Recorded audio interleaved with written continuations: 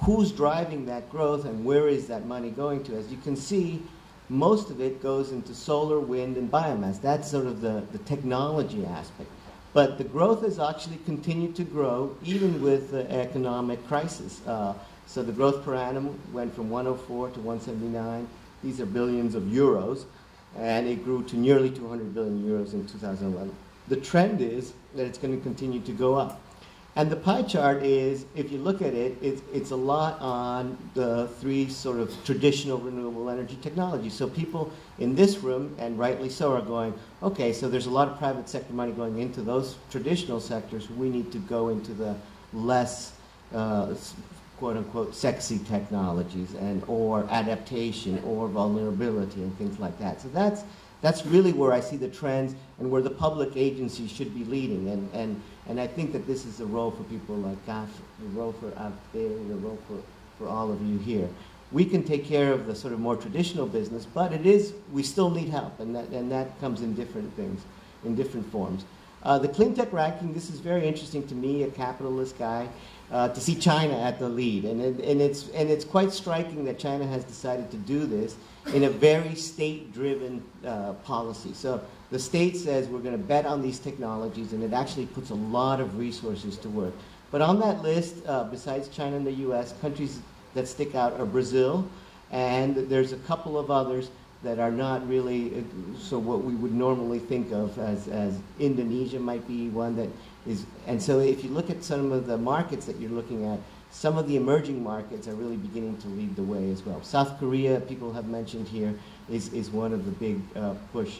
And I think it's the state, it's the government that puts the framework, and then capital is really like water. If the framework is there, if the projects are there, the capital flows. And it's very natural. People always go, oh God, I wish we had more financing. Financing is not that complicated. If there's a good return, if there is a good project, the capital flows. It's not the part that's difficult. But you do need a solid regulatory regime. So this is what it looks like. The manufacturing front runners are China and the US and Germany, South Korea and Japan. Brazil is in the pack. There's others that are leading in that, and India is sort of breaking away from one and going into the next one because their economies are growing. So that's very interesting. And you can see on the y-axis it's the increase as a percentage of GDP, and then it's the absolute is on the x-axis. So the very large countries, of course, are towards the right. Next one. Oh.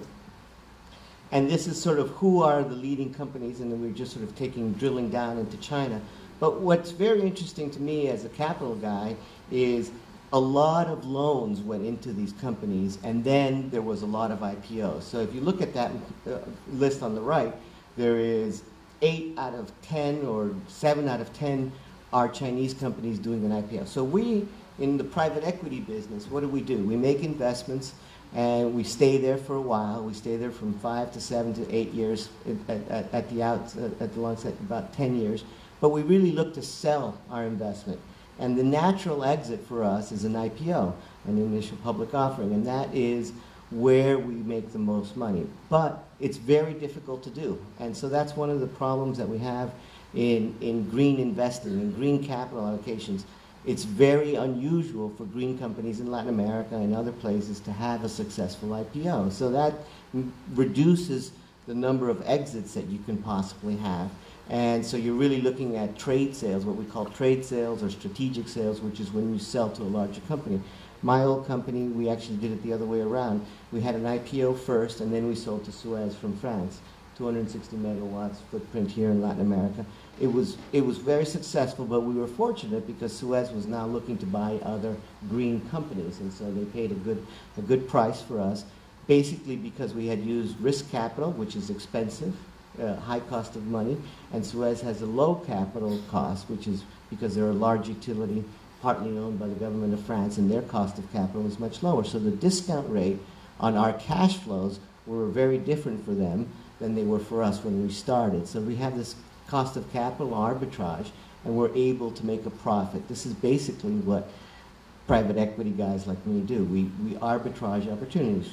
We take riskier bets, we de-risk them, and we sell them off to the market, an IPO, or to other buyers, or to partners when they're fully de-risked and you can get more value out of them. So that's what I find very interesting. The most recent IPO activities, there's been 2 IPOs here in Brazil for renewable energy. Renova is one of them. It was about 80 million US. There's been some listings on the Toronto Stock Exchange, a geothermal company in Nicaragua, as well as some US assets went public. It was called Ram Power. There was a number of European IPOs for renewables, but the capital markets are not there now, so we still, we're still struggling right now. So just summarizing what I said, at early stage venture capital, high risk, low tickets, you need a lot of partners. Debt is not really useful in those contexts because you don't have sales, they're pre-revenue or still early stage. Usual several VC firms. Exit is usually to a larger VC fund.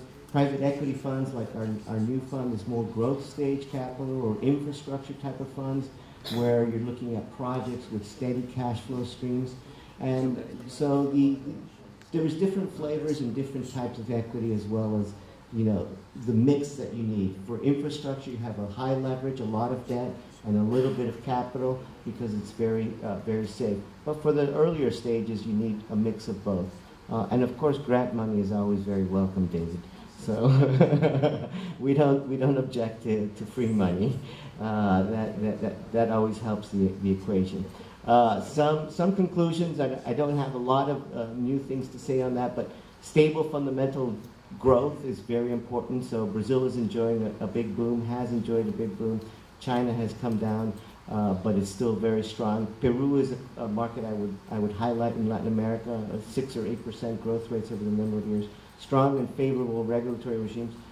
We really prefer very consistent regulatory regimes that are over the long run, that give us certainty of cash flow, certainty of models, certainty of capital cost recovery, of recovering our money.